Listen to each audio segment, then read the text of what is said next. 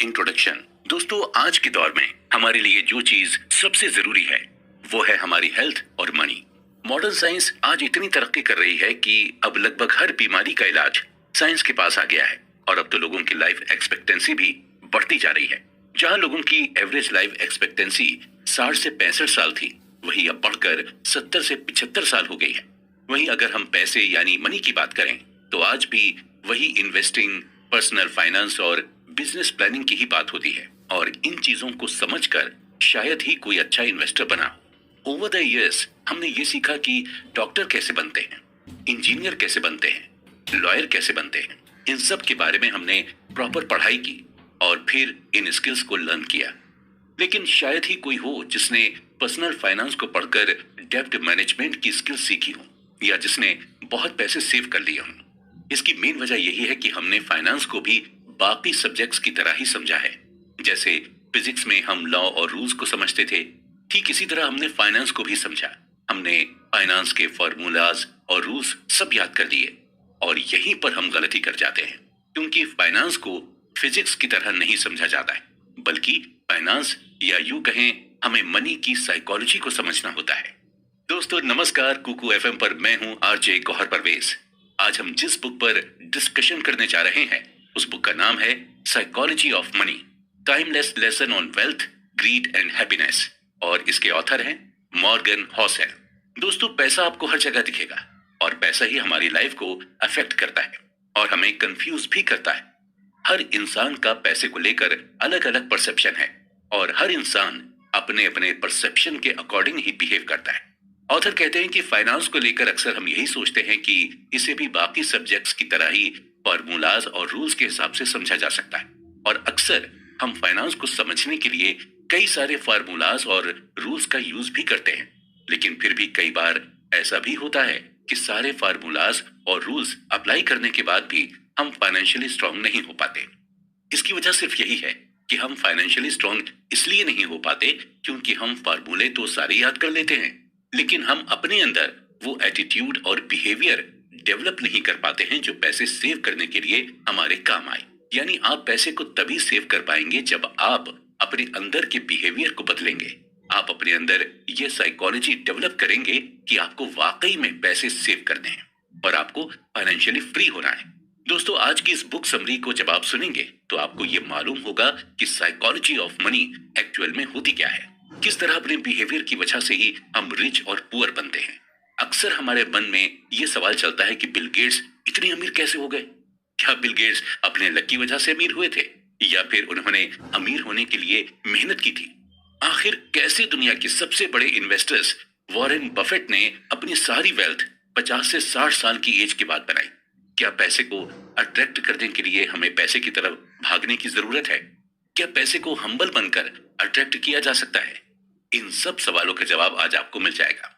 इसके अलावा आपको साइकोलॉजी ऑफ मनी को समझाने के लिए कई सारी केस स्टडीज भी दी गई और उन केस स्टडीज से आपको ये मालूम होगा कि पैसा बचाने के लिए किसी भी तरह की टेक्निकल स्किल्स की जरूरत नहीं पड़ती, बल्कि पैसा सेव करना एक सॉफ्ट स्किल्स और आप आज उन सॉफ्ट स्किल्स के बारे में जान लेंगे।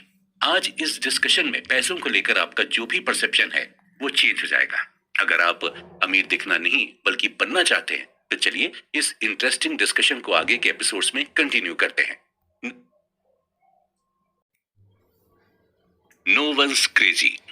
दोस्तों, हर इंसान का नेचर और बिहेवियर अलग अलग होता है और हर इंसान का सोचने का नजरिया भी एक दूसरे से काफी अलग अलग होता है। जो मेरी नजर में अच्छा है हो सकता है वही चीज आपकी नजर में खराब हो, और जो चीज आपको अच्छी लगती है हो सकता है वो चीज मुझे कभी पसंद ही ना आए। यानी हम सबका परसेप्शन एक दूसरे से डिफरेंट होता है और अक्सर हम उस परसेप्शन के बेस्ड पर ही दुनिया को और लोगों को जज करते हैं। इसके अलावा लोगों के साथ अलग अलग एक्सपीरियंस भी होते हैं और उस बेसिस पर भी हम किसी पर्टिकुलर चीज के लिए अपना परसेप्शन बना लेते हैं। जिस तरह से अलग अलग चीजों को लेकर लोगों के परसेप्शंस होते हैं, ठीक पैसों को लेकर भी लोगों का अलग अलग परसेप्शन होता है। एक पुअर इंसान को महीने के 10,000 रुपए भी मिल जाएं तो उसके लिए वही बहुत बड़ी चीज होगी। वहीं कुछ लोग ऐसे भी हैं जो सिर्फ 10,000 की शॉपिंग कर लेते हैं। सच तो यही है कि हम बुकिश नॉलेज यानी किताबी ज्ञान से बहुत कम सीख पाते हैं, जितना हम अपने एक्सपीरियंस से सीखते हैं। एक इंसान जिसका स्टॉक मार्केट में काफी लॉस हुआ, वही इस लॉस को एक्सपीरियंस कर सकता है और उस एक्सपीरियंस से ही वो सीख सकता है। इसी के रिगार्डिंग इकोनॉमिस्ट माइकल बेटनिक का कहना है कि लाइफ के लेसन को समझने से पहले उन्हें एक्सपीरियंस किया जाता है। 2006 में national bureau of economic research के इकोनॉमिस्ट अल्ट्रिक मैंडमीर और स्टीफन नेगल ने कंज्यूमर फाइनेंसेस पर एक सर्वे किया था और इस सर्वे को करने का मकसद ये पता लगाना था कि ज्यादातर अमेरिकन्स अपने पैसों का इस्तेमाल किस तरह से करते हैं।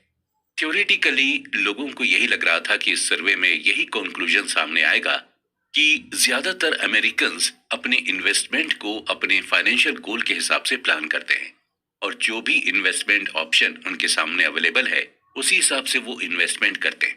लेकिन इस सर्वे में सरप्राइजिंग बात सामने आई और वो सरप्राइजिंग बात ये थी कि ज्यादातर अमेरिकन्स अपने फाइनेंशियल गोल के हिसाब से इन्वेस्टमेंट नहीं करते हैं, बल्कि ज्यादातर अमेरिकन अपने इन्वेस्टमेंट को अपनी लाइफ में हुए एक्सपीरियंस के हिसाब से करते हैं। यानी पैसों को लेकर बचपन से लेकर जवानी तक उनका जो भी एक्सपीरियंस था वो उसी बेसिस पर इन्वेस्ट करते हैं। अगर आपका बचपन महंगाई में गुजरा है तो आप अपने पैसे को बॉन्ड में इन्वेस्ट नहीं करेंगे, और अगर अपने बचपन में आपने स्टॉक मार्केट को ग्रो करते देखा है तो यकीनन आप स्टॉक मार्केट में ही इन्वेस्ट करेंगे। और वहीं अगर आप स्टॉक मार्केट में लोगों को नुकसान उठाते हुए देखेंगे तो आप स्टॉक मार्केट में इन्वेस्ट करना बिल्कुल भी पसंद नहीं करेंगे। ऑथर कहते हैं कि हमारे अंदर रिस्क लेने की विलिंगनेस या पावर है, वो पावर हम अपने पर्सनल एक्सपीरियंस से ही लेते हैं, और ये पावर, ये विलिंगनेस हमें एजुकेशन या हमारी इंटेलिजेंस की वजह से नहीं मिली, बल्कि सिर्फ और सिर्फ हमारे एक्सपीरियंस की वजह से ही मिली है।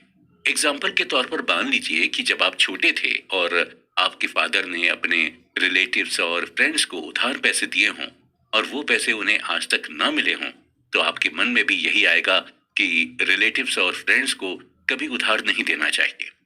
इसी तरह अगर आपके फादर पर ज्यादा लोन हो और वो लोन को रिपे नहीं कर पाने की वजह से उन पर फाइनेंशियल क्राइसिस आ जाए, तो आपके मन में भी यही आएगा कि हमें लोन नहीं लेना चाहिए। यानी हम अपना फाइनेंशियल डिसीजन अपने एक्सपीरियंस के बेस पर ही बनाते हैं। ऑथर कहते हैं कि हम पैसों को लेकर जो भी डिसीजन लेते हैं उस डिसीजन को हम करंट मोमेंट में मिली इंफॉर्मेशन से जस्टिफाई करते हैं और उस डिसीजन को हम अपने यूनिक मेंटल मॉडल के हिसाब से ठान लेते हैं। यानी एक इंसान जो भी अपना फाइनेंशियल डिसीजन लेता है, प्रेजेंट टाइम में उसके लिए वही डिसीजन सेंसिबल होता है। उसे यही लगता है कि जो फाइनेंशियल डिसीजन अभी वो ले रहा है वही उसके लिए बेहतर है, और अपने इस डिसीजन को वो क्यों ले रहे हैं और किस लिए ले रहे हैं, और इसके जवाब में वो आपको अपने फाइनेंशियल एक्सपीरियंस के बारे में बताएंगे। ऐसे लोग नॉर्मली मिस इन्फॉर्म होते हैं, या फिर उनके पास इनकम्प्लीट इंफॉर्मेशन होती है, या फिर उन्हें बहका दिया जाता है। एग्जाम्पल के तौर पर हम लॉटरी टिकट की बात करते हैं। ये लॉटरी टिकट मोस्टली गरीब लोग ही खरीदते हैं, और खरीदते वक्त उन्हें ये डिसीजन बड़ा ही अच्छा लगता है क्योंकि उन्होंने लॉटरी के थ्रू लोगों को अमीर बनते हुए देखा है। उनका मेंटल मॉडल इसी तरह से वर्क करता है कि अमीर मेहनत से नहीं बल्कि लॉटरी या सिर्फ गलत तरीके से पैसे कमा कर ही बना जा सकता है, और नतीजा यही होता है कि ऐसे लोग लॉटरी टिकट खरीदते हैं या फिर शॉर्टकट का यूज करते हैं। पैसों के साथ हमारा जो बिहेवियर होता है वो बड़ा ही क्रेजी और बचकानी चीजों से भरा होता है। जो आपके लिए पागलपन हो सकता है वो चीज मेरे लिए सेंसिबल हो। असल में हम में से कोई भी पैसे के मामले में बेवकूफ नहीं है, हम सभी चालाक हैं, लेकिन बस फर्क इतना ही है कि हम पैसों का इस्तेमाल अपनी लाइफ में हुए एक्सपीरियंस के हिसाब से ही करते हैं। इसलिए पैसों के मामले में किसी को बेवकूफ या पागल मत समझिए, बस यही समझिए कि ये जो भी चीज कर रहा है वो अपनी लाइफ के एक्सपीरियंस की वजह से ही कर रहा है।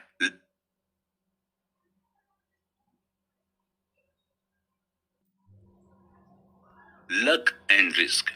बिल गेट्स किसी भी इंट्रोडक्शन के मोहताज नहीं हैं। दुनिया के सबसे अमीर में से एक बिल गेट्स को लगभग सभी जानते हैं। अक्सर हमारे दिमाग में ये सवाल उठता है कि आखिर बिल गेट्स इतने अमीर हुए कैसे? इसे हम बिल गेट्स की कहानी से ही समझते हैं। बिल गेट्स 28 अक्टूबर 1955 में सीटल, वॉशिंगटन में बोर्न हुए थे और बचपन से ही इनका इंटरेस्ट टेक्नोलॉजी की तरफ था। और जब ये 13 साल के हुए तो इनका एडमिशन लेक साइड स्कूल में करा दिया गया था। लेक साइड स्कूल पूरे सीटल में इकलौता स्कूल था जहां पर कंप्यूटर था। यहां तक कि सीटल की बड़ी बड़ी यूनिवर्सिटीज और कॉलेजेस में भी कंप्यूटर नहीं था। लेक साइड स्कूल में ही बिल गेट्स की दोस्ती पॉल एलन के साथ हो गई थी, जो बाद में बिल गेट्स के साथ माइक्रोसॉफ्ट के को फाउंडर बने। शुरुआती दौर में कंप्यूटर बच्चों के कोर्स का हिस्सा नहीं हुआ करता था, बल्कि इसे एज अ को करिकुलम एक्टिविटी के तौर पर लिया जाता। बिल गेट्स और पॉल एलन दोनों को ही कंप्यूटर में जबरदस्त इंटरेस्ट था और ये दोनों ही अपना खाली टाइम कंप्यूटर के सामने बैठकर बिताते थे और धीरे धीरे करके दोनों ही कंप्यूटर में एक्सपर्ट होते चले गए। दोनों ही कंप्यूटर पर कुछ वर्क कर रहे थे कि अचानक से पॉल एलन ने फॉर्च्यून मैगजीन उठाई और बिल गेट्स को दिखाई और कहा कि 500 फॉर्च्यून कंपनी में आना कितनी बड़ी बात होती होगी। इसके जवाब में 13 साल के बिल गेट्स ने कहा कि एक दिन हमारी भी कंप्यूटर कंपनी होगी और हमारी भी कंपनी 500 फॉर्च्यून में लिस्ट होगी।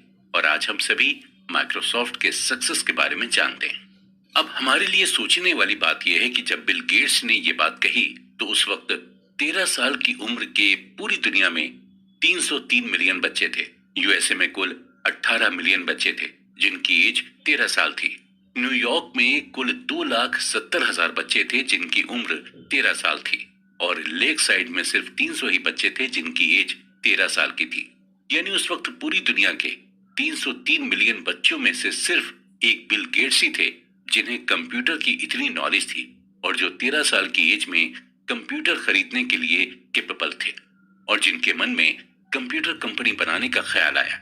बिल गेट्स का यह मानना था कि अगर उनकी लाइफ में लेक साइड नहीं होता तो शायद माइक्रोसॉफ्ट भी नहीं होता। यानी हम ये क्लियरली कह सकते हैं कि आज अगर बिल गेट्स इस मुकाम पर हैं तो कहीं ना कहीं अपने स्ट्रॉन्ग लक की बदौलत ही हैं। हालांकि इस बात से भी हम डिनाई नहीं कर सकते कि वो हार्ड वर्किंग नहीं है, वो बिल्कुल हार्ड वर्किंग है, लेकिन उन्हें इस मुकाम पर लाने वाला सिर्फ उनका लक था। अब हम बात करते हैं बिल गेट्स के एक और फ्रेंड केंट इवांस की। बिल गेट्स और इवांस की फ्रेंडशिप तब हुई जब बिल गेट्स 8th ग्रेड में थे। बिल गेट्स, पॉल एलन और केंट इवांस तीनों ही बचपन से ये सपना देखते थे कि एक दिन तीनों मिलकर कंपनी बनाएंगे। यहाँ तक कि तीनों ये भी डिस्कस करते थे कि कौन सीईओ बनेगा और कौन मैनेजर। लेकिन दोस्तों, किस्मत का कुछ अलग ही प्लान था। माउंटेनियरिंग करने के दौरान केंट इवांस की डेथ हो गई। हैरत की बात यह थी कि पूरे यूएसए में माउंटेनियरिंग करने के दौरान सिर्फ 36 लोग की ही डेथ होती थी और माउंटेनियरिंग में 1 मिलियन में से सिर्फ 1 लोग की ही डेथ होने के चांसेस रहते हैं। जहां बिल गेट्स के पास लक था, वहीं केंट इवांस की किस्मत में रिस्क आया। केंट इवांस ने उस रिस्क को फेस किया जो लाखों लोगों में से किसी एक को मिलता है। बिल गेट्स और केंट इवांस दोनों ही की एनर्जी सेम थी, दोनों का मैग्नीट्यूड सेम था और दोनों के ख्वाब भी सेम थे, लेकिन दोनों के डायरेक्शन अलग हो गए थे। ये सच है कि लक और रिस्क आपस में सिबलिंग है, यानी दोनों ही भाई बहन जैसे हैं और दोनों ही एक जैसे ही होते हैं। अगर आपको यकीन करना हो तो आपको दोनों पर ही यकीन करना होगा। लक और रिस्क, ये दोनों फैक्टर्स हमारी लाइफ का एक इम्पॉर्टेंट हिस्सा हैं। कभी हमारा लक हमारे साथ रहता है तो कभी हम रिस्क में रहते हैं, लेकिन हमारे लिए दोनों को ही मेजर करना और दोनों को ही एक्सेप्ट करना मुश्किल होता है। ऑथर कहते हैं कि अगर हम किसी वेल्दी को देखें तो हमें बिल्कुल भी ये अंदाजा नहीं लगाना चाहिए कि इसकी जो वेल्थ है वो इसने कड़ी मेहनत करके बनाई है। हो सकता है कि उसकी वेल्थ को पाने के लिए उसके लक ने उसका साथ दिया। या फिर अगर हम किसी वेल्दी इंसान को देखें तो हम ये परसेप्शन ना बनाएं कि इसे लक की वजह से वेल्थ मिली। हो सकता है उस इंसान ने उस वेल्थ को पाने के लिए जबरदस्त रिस्क लिया हो। सो बेसिकली यही है कि हमें बिल्कुल भी किसी की वेल्थ के बारे में परसेप्शन नहीं लगाना चाहिए। कोई अपनी किस्मत की वजह से ये बन जाता है तो कोई और जबरदस्त मेहनत करके अमीर बनता है। पैसे की ये खासियत है कि ये दोनों ही लोगों के पास आ सकता है। Never enough. दोस्तों, अगर आपको भूख लगी हो और आपके सामने खाने की टेबल लगी और आपसे ये कहा जाए कि आपकी जो मर्जी हो वो आप खा सकते हैं और चाहे जितना खा सकते हैं। नॉर्मली जब इस तरह की सिचुएशन होती है तो एक इंसान अपनी भूख से ज्यादा खाने लगता है और जिसका नतीजा ये होता है कि उस इंसान का पेट खराब हो जाता है या फिर वोमिटिंग करने लगता है। खाने की टेबल को देखकर उसे ये अंदाजा ही नहीं होता कि उसे कितना खाना है और कितना नहीं। ठीक इसी तरह का बिहेवियर हम पैसे के साथ भी करते हैं। जब हमारे पास पैसे का फ्लो बनने लगता है तो हम यही सोचते रहते हैं कि हमारे पास और ज्यादा पैसा है। और ज्यादा पैसे कमाने के लिए हम रिस्क पर रिस्क लेते चले जाते हैं। हम लालच में आ जाते हैं। हमें ये मालूम ही नहीं होता कि हमें कहां पर खुद से इनफ बोल देना चाहिए। जितने भी लोग अमीर हुए हैं वो कभी भी पैसे के पीछे नहीं भागते, बल्कि वो पैसे को अट्रैक्ट करते हैं अपनी मेहनत से, अपनी समझदारी से, और वो खुद को ज्यादा पैसे कमाने से रोकते भी हैं। और शायद यही वजह है कि उनके पास और पैसा आता ही जाता है। इस बात को डीपली समझाने के लिए ऑथर हमें रजत गुप्ता का एग्जाम्पल देते हैं।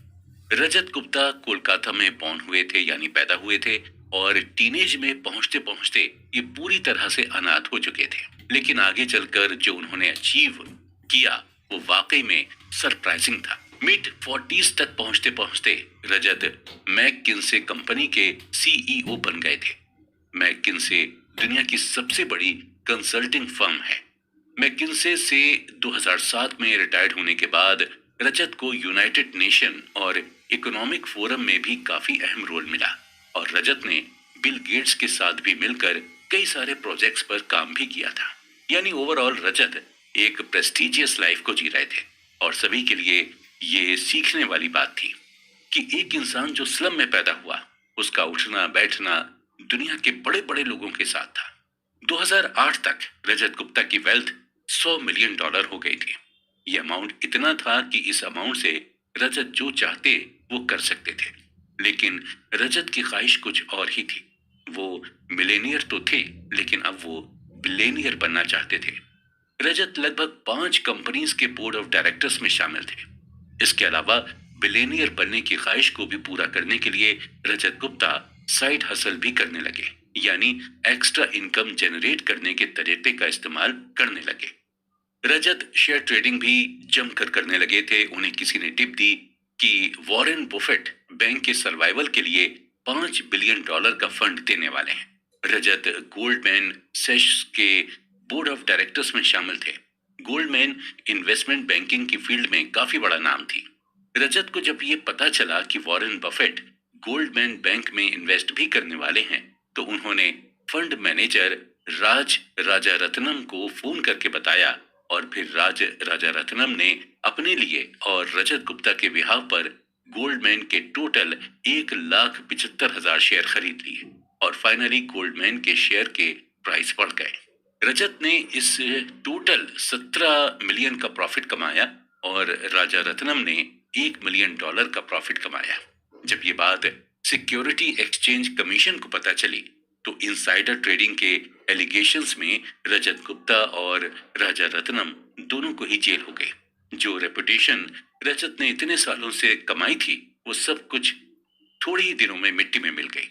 अगर ऑथर की माने तो आपको अपने पास ऐसे कई सारे एग्जाम्पल मिलेंगे जिनके पास पैसे की कोई भी कमी नहीं रहती है, लेकिन फिर भी वो ज्यादा से ज्यादा कमाने के चक्कर में खुद को ही बर्बाद कर देते हैं।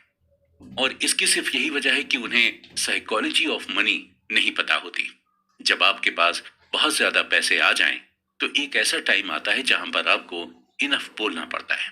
अगर आप खुद को रोकेंगे नहीं तो आप पैसों के जाल में फंसते चले जाएंगे और नतीजा ये होगा कि आप अपनी इज्जत भी गंवाएंगे और अपना पैसा भी। आपको 4 चीजें हमेशा ध्यान में रखनी होंगी। पहली है, the hardest financial skills is getting the goal post moving. यानी जब आपके पास ज्यादा पैसा आ जाए तो आपको ज्यादा का लालच नहीं करना चाहिए। आपको धीरे धीरे आगे के गोल पर काम करना चाहिए। एम्बिशन पर ज्यादा सेटिस्फेक्शन पर फोकस करना चाहिए। जितनी तेजी से आप पैसे की तरफ भागेंगे उतनी ही तेजी से पैसा आपसे दूर भागेगा। इसलिए जरूरी यह है कि आप धीरे धीरे पैसे की तरफ जाएं और पैसे से सेटिस्फाइड होना सीखें। दूसरी है social comparison is the problem here. अपनी वेल्थ का, अपनी इनकम का कंपैरिजन किसी और से बिल्कुल भी ना करें, क्योंकि सोशल कंपैरिजन एक ऐसी लड़ाई है जो कोई भी जीत नहीं सकता, और ये लड़ाई कभी खत्म नहीं होती, लेकिन इसे खोलते खेलने वाला हारता जरूर है। आप अपने पैसे का कंपैरिजन करके खुद को ही मेंटली परेशान करते हैं।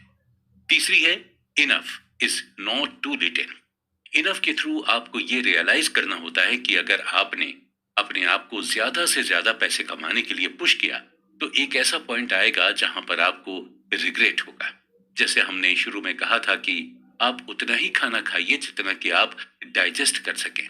इसलिए आपको पता होना चाहिए कि आपको कहां पर खुद को रोकना है।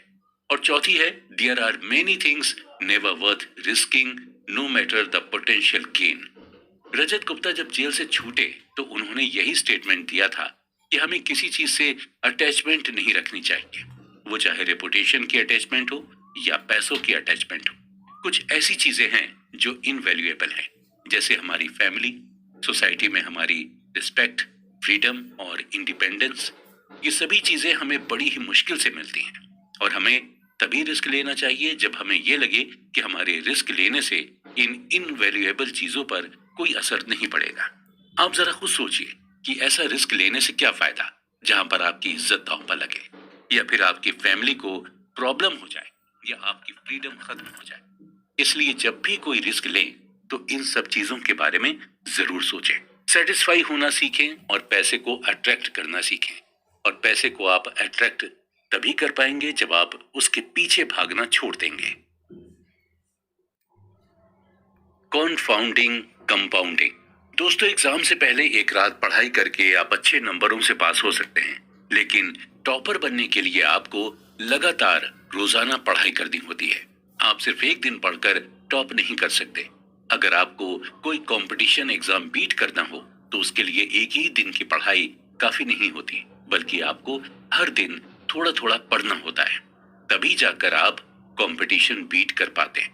ठीक इसी तरह का कॉन्सेप्ट पैसे के साथ भी। पैसा उसी को अपनी तरफ खींचता है जो उसके पीछे लगातार कंसिस्टेंसी के साथ मेहनत करता जाता है। अगर आपको सही मायने में वेल्दी होना है तो आपको रोजाना पैसे कमाने के लिए मेहनत करनी होगी। अक्सर लोग जल्दी से अमीर बनने की सोचते हैं, और जल्दी पैसे कमाने के चक्कर में वो लोग गलत तरीकों का इस्तेमाल करने लगते हैं, और नतीजा ये होता है कि जितनी तेजी से वो पैसा कमाते हैं उतनी ही तेजी से उनका पैसा चला भी जाता है। उन्हें पैसे की साइकोलॉजी पता नहीं होती। उन्हें ये नहीं मालूम होता कि पैसा उनसे अट्रैक्ट होता है जो उसे पाने के लिए हर दिन मेहनत करते जाते हैं। हम छोटी छोटी चीजों को करके ही बड़ी चीजों को पा सकते हैं, और छोटी चीजें करके बड़ी चीज पाने को ही कंपाउंडिंग कहते हैं। इस बात को ऑथर हमें एग्जाम्पल देकर समझाते हैं कि अगर आपका अपना वजन कम करना चाहते हैं तो आपका वजन एक ही दिन में कम नहीं हो जाएगा। आपको अपने वजन को कम करने के लिए डेली जिम जाना होगा और डेली एक्सरसाइज करनी होगी। जब आप डेली ये सभी प्रोसेस करेंगे तभी आपका वजन कम हो पाएगा। इस बात को सही तरह से समझने के लिए हम वॉरेन बफेट का एग्जाम्पल लेते हैं। वॉरेन बफेट के ऊपर लगभग 2000 किताबें लिखी जा चुकी हैं। ज्यादातर लोग यही कहते हैं कि वॉरेन बफेट दुनिया के सबसे अच्छे इन्वेस्टर्स में से एक हैं। नो डाउट, इस बात पर किसी को कोई शक नहीं है, लेकिन कुछ ही राइटर्स ऐसे हैं जो ये मेंशन करते हैं कि वॉरेन बफेट ने इन्वेस्टिंग की शुरुआत कब से की थी। बहुत कम ही लोग जानते हैं कि वॉरेन बफेट जब लगभग 10 साल के थे तभी से उन्होंने इन्वेस्टिंग की शुरुआत कर दी थी। अभी फिलहाल वॉरेन बफेट की नेट वर्थ $85 बिलियन के आसपास है, और इस $85 बिलियन में से $84.5 बिलियन उन्होंने तब कमाए थे जब उनकी उम्र 50 साल के पार हो गई थी, और $81.5 बिलियन उन्होंने तब कमाए जब वो अपने मिड 60s में थे। यानी 40 साल तक उनकी कमाई कोई खास नहीं थी, लेकिन वो लगातार इन्वेस्टमेंट करते चले गए। 40 साल की मेहनत का नतीजा उन्हें तब मिला जब उनकी एज 50 से ज्यादा हो गई थी। यानी वॉरेन बफेट की कमाई कंपाउंडिंग प्रोसेस के थ्रू हुई। अक्सर हमारे साथ यही होता है कि हम शुरू में बड़े ही जोश खरोश के साथ मेहनत करते हैं, लेकिन जब हमें इसका रिजल्ट तुरंत नहीं मिलता तो हम हिम्मत हारने लगते हैं। ठीक इसी तरह जब हम अपने पैसे को शेयर मार्केट में इन्वेस्ट करते हैं और कुछ दिनों के बाद जब हमें इन्वेस्ट किए हुए पैसे में प्रॉफिट नहीं दिखाई देता तो हम इम्पेशेंट होकर उस शेयर को कम दाम में बेच देते हैं। ऑथर बताते हैं कि कंपाउंडिंग को आप इफेक्टिव तरीके से कर सकते हैं जब आपके अंदर पेशेंस होगा। इसी तरह जब हम बिजनेस की शुरुआत करते हैं और उस बिजनेस की शुरुआत में हमें प्रॉफिट नहीं होता तो हम बेचैन यानी रेस्टलेस होने लगते हैं और नतीजतन उस बिजनेस को हम बंद कर देते हैं। वॉरेन बफेट रिचेस्ट इन्वेस्टर जरूर हैं, लेकिन उन्हें ग्रेटेस्ट इन्वेस्टर नहीं माना जाता। जिम साइमंस ने 1988 से 66% एनुअली अपनी इनकम को कंपाउंड किया है, जबकि वॉरेन बफेट ने 22% एनुअली अपने पैसे को कंपाउंड किया है। सरप्राइजिंगली साइमन की नेटवर्थ $21 बिलियन है और जबकि वॉरेन बफेट की $85 बिलियन है, यानी बफेट 75% ज्यादा वेल्दी हैं साइमन से। जब साइमन इतने अच्छे इन्वेस्टर हैं तो इनकी नेटवर्थ वॉरेन बफेट से इतनी कम क्यों है? इसका सिंपल सा आंसर ये है कि साइमन ने इन्वेस्टिंग की शुरुआत 50 की उम्र से की थी, यानी बफेट के 40 साल बाद। अगर उन्होंने भी बफेट की तरह 10 साल की उम्र से इन्वेस्टिंग की शुरुआत की होती तो आप सोच ही नहीं सकते हैं कि इस वक्त उनकी करंट नेटवर्थ क्या हो सकती। बफेट और साइमन की नेटवर्थ का डिफरेंस आगे भी शायद ऐसा ही रहे। अगर मैं आपसे ये कहूं कि आप 9 + 9 + 9 + 9 यानी 9 को 8 टाइम ऐड करें तो आप इसे फौरन ऐड करके इसका आंसर 72 बता देंगे। और वहीं अगर मैं आपसे कहूं कि अब आप ऐड ना करके मल्टीप्लाई करें, यानी 9 × 9 × 9 × 9 यानी 9 को आपस में 8 टाइम मल्टीप्लाई करने को कहा जाए तो आप इसे फौरन नहीं कर पाएंगे और मल्टीप्लाई करने पर इसका आंसर 134217728 आएगा। आप यहाँ क्लियरली देख सकते हैं कि ऐड करने में आपको क्या आंसर मिला था और मल्टीप्लाई करने में आपको क्या आंसर मिला। अगर हम सिंपल वर्ड्स में कहें तो कंपाउंड का मतलब मल्टीप्लाई करना ही होता है। इसका मतलब यही हुआ कि आपको अपने पैसों को जोड़ना नहीं है बल्कि उसे मल्टीप्लाई करते जाना है, यानी आपको पैसे से ही पैसा बनाना है और वो चाहे आप बिजनेस करके करें या फिर किसी इन्वेस्टमेंट के थ्रू करें। और हमेशा ये ध्यान रखें कि कंपाउंडिंग का नतीजा आपको फौरन नहीं मिलता बल्कि इसका नतीजा आपको धीरे धीरे मिलता है और इसका नतीजा ऐसा होता है जिसे देखकर आप खुद हैरान हो जाएंगे।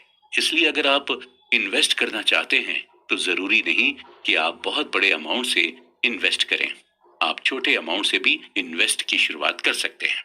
एट लास्ट हम ये कहेंगे कि अगर आप अपनी तरफ पैसों को खींचना चाहते हैं तो आपको अपने अंदर पेशेंस डेवलप करना होगा और पैसे के लिए कंसिस्टेंट हार्ड वर्क करना होगा और पैसे को कंपाउंड करते रहना होगा, क्योंकि तभी आप पैसे को जीत पाएंगे, यानी तभी आप वेल्दी बन पाएंगे।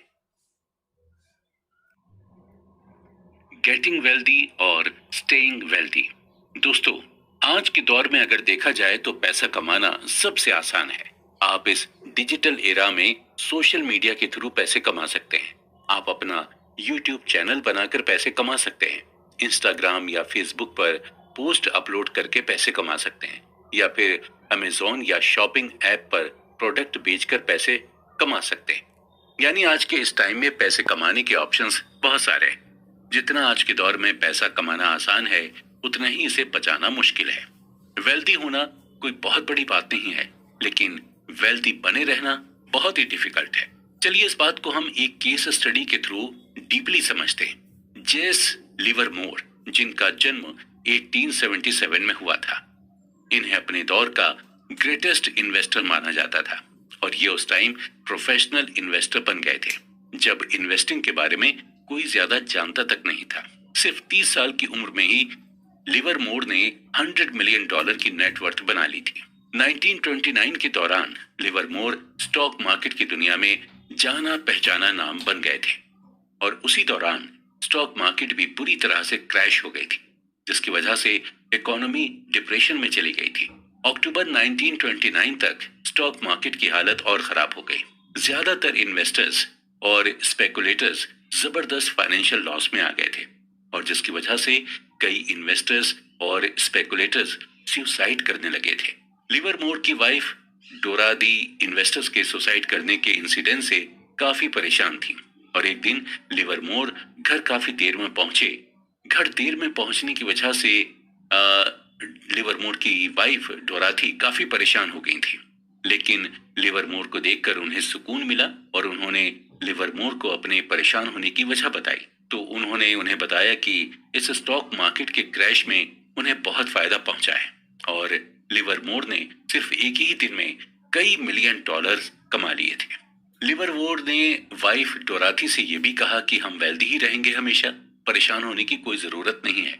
तो जहां लिवरमोर की फैमिली खुश थी, वहीं एक और फैमिली जो उस दिन खुश नहीं थी, अब्राहम जर्मेंस्की की फैमिली। अब्राहम एक multi millionaires real estate developer थे, जिन्होंने 1920 की इकोनॉमी के बढ़ने के दौरान रियल एस्टेट के थ्रू जमकर पैसे कमाए थे और उसी दौरान स्टॉक मार्केट भी काफी बूम पर थी और इसी का फायदा उठाते हुए स्टॉक मार्केट से भी काफी सारे पैसे कमाए थे। 1929 के मार्केट क्रैश के दौरान जब ज्यादातर इन्वेस्टर्स और स्पेकुलेटर्स सुसाइड कर रहे थे, तो उसी दौरान जर्मेंस्की की वाइफ को भी टेंशन होने लगी और जब एक रात उनके वो घर नहीं पहुंचे तो उनकी वाइफ ने पुलिस में मिसिंग की रिपोर्ट दर्ज करा दी और अगले दिन इन्वेस्टिगेशन में पता चला कि जर्मेंस्की ने भी बाकी इन्वेस्टर्स की ही तरह सुसाइड कर ली है।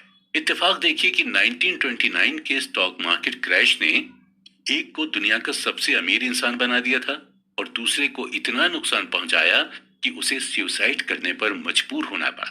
1929 के स्टॉक मार्केट क्रैश की वजह से लिवरमोर दुनिया के सबसे अमीर आदमियों में से एक बन गए थे। वहीं इसी क्रैश ने रिचेस्ट रियल एस्टेट डेवलपर जर्मेंस्की की जान ले ली थी। 1929 के स्टॉक मार्केट क्रैश से कमाए पैसे ने लिवरमोर के अंदर कॉन्फिडेंस भर दिया था, जिसकी वजह से वो स्टॉक मार्केट में ज्यादा से ज्यादा बेट लगाने लगा था। ठीक 4 साल बाद यानी 1933 में लिवरमोर ने भी सुसाइड कर ली थी, क्योंकि लिवरमोर ने स्टॉक मार्केट में इतना पैसा लगा लिया था कि उसे बहुत ही ज्यादा नुकसान हो गया था। लिवरमोर और जर्मेंस्की दोनों की डेथ पीरियड अलग अलग था, लेकिन दोनों में एक चीज कॉमन थी, दोनों थे वेल्दी, लेकिन वेल्दी बनकर रह नहीं पाए, यानी दोनों ने ही पैसे कमाए लेकिन पैसे को बचा नहीं पाए। ऑथर कहते हैं कि पैसे कमाने के लिए आपको रिस्क लेना होता है, आपको होपफुल और ऑप्टिमिस्टिक होना पड़ता है और पैसे कमाने के लिए आपको अपने कंफर्ट जोन से बाहर निकलना होता है, लेकिन कमाए हुए पैसे को बचाने के लिए आपको रिस्क से बचना होता है। अपने अंदर ह्यूमिलिटी रखनी होती है। इसके अलावा आपके अंदर डर भी होना चाहिए। आपके अंदर ये डर होना चाहिए कि आपने इतनी मेहनत करके जो पैसे कमाए हैं वो कभी भी खत्म हो सकते हैं, आपको कभी भी नुकसान हो सकता है। ज्यादातर वेल्दी लोग इसी माइंडसेट के साथ चलते हैं और शायद इसलिए जितने भी वेल्दी लोग हैं वो बिल्कुल सिंपल लाइफ जीते हैं और अपने पैसे को बिल्कुल सोच समझ कर खर्च करते हैं। वेंचर कैपिटल फर्म सेक्वोइया कैपिटल के हेड माइकल मोरिट्ज से जब पूछा गया कि वो अभी तक मार्केट में किस तरह से बने हुए हैं, उनकी कंपनी का अभी तक मार्केट में लगातार टिके रहने का रीजन क्या है, इसका जवाब देते हुए माइकल ने कहा कि डर की वजह से ही वो आज सेक्वा कैपिटल अभी तक टिकी हुई है। मोरिट्ज का ये मानना है कि उन्हें ये डर रहता है कि अगर आज उन्होंने पैसे कमाए तो जरूरी नहीं है कि कल भी उसी तरह वो पैसे कमा पाएंगे। अगर आज उनके साथ चीजें अच्छी हो रही हैं तो जरूरी नहीं है कि कल भी सब चीजें उनके साथ अच्छी ही हों। यानी हम ये भी कह सकते हैं कि हमारे अंदर अगर सर्वाइवल का डर नहीं होगा तो शायद हम ज्यादा दिनों तक वेल्दी नहीं रह पाएंगे। ऑथर के हिसाब से वेल्दी बने रहने के लिए हमें अपने अंदर सर्वाइवल माइंडसेट रखना होगा और इसे आप 3 तरीके से देख सकते हैं। पहला यह है कि आपको ये सोचना होगा कि आप फाइनेंशियली अनब्रेकेबल हैं। अगर आप फाइनेंशियली अनब्रेकेबल हैं तो आपको हमेशा बड़ा रिटर्न मिलेगा और आपको बड़ा रिटर्न तभी मिल पाएगा जब आप लॉन्ग टर्म के लिए सरवाइव कर पाएंगे। दूसरा यह है कि आपको प्लानिंग बनाकर चलना होगा। जी हाँ, सर्वाइवल माइंडसेट रखने के लिए प्लानिंग करना बेहद जरूरी है। एक प्लान तभी यूजफुल होगा जब ये रियलिटी सरवाइव कर जाए। तीसरा यह है कि आपको ऑप्टिमिस्टिक पर्सनैलिटी रखनी होगी। जब आप ऑप्टिमिस्टिक पर्सनैलिटी रखते हैं तो आपके अंदर सर्वाइवल माइंडसेट आने लगता है। ऑप्टिमिस्टिक होने पर आपके अंदर बिलीफ भी आता है कि आप कैसी भी सिचुएशन में सरवाइव कर लेंगे। हमेशा ये ध्यान रखें कि पैसा कमाना मुश्किल नहीं है, बल्कि उस पैसे को बचाए रखना मुश्किल है। इसलिए जब आप पैसे कमा लें तो आपको यही कोशिश करनी चाहिए कि उस पैसे को कैसे बचाएं, और आप पैसे बचाकर ही पैसे को अपनी ओर तेजी से अट्रैक्ट कर सकते हैं। टील्स यू विन। दोस्तों, हम अपनी लाइफ में बहुत सारी चीजों को करते रहते हैं और बहुत सारे प्लान बनाते रहते हैं, लेकिन इनमें से कुछ प्लान सक्सेसफुल होते हैं और कुछ प्लान में हमें फेलियर मिलती है। कई बार ऐसा होता है कि जब हम किसी सक्सेसफुल इंसान को देखते हैं तो हम सिर्फ उसकी सक्सेस के बारे में ही सोचते हैं, लेकिन हम कभी ये नहीं सोचते हैं कि उस सक्सेस को पाने के लिए वो इंसान कितनी बार फेल हुआ होगा। हॉलीवुड के मशहूर एक्टर ब्रैड पिट को 30 साल लगातार काम करने के बाद स्टार गिल्ड बेस्ट एक्टर का अवार्ड मिला था। टाइटैनिक के हीरो लियोनार्डो डिकैप्रियो को बेस्ट एक्टर के लिए ऑस्कर नॉमिनेशन 5 बार मिला, लेकिन जीता उन्होंने एक ही बार। हमें नहीं पता कि हम जिस भी काम को कर रहे हैं उसमें हमें कितनी सक्सेस मिलेगी। कुछ ऐसे काम होते हैं जिसमें हम कामयाब होते हैं, तो कुछ काम ऐसे भी होते हैं जिनमें हम फेल हो जाते हैं। बिजनेस और इन्वेस्टिंग में चीजें इसी तरह से काम करती हैं।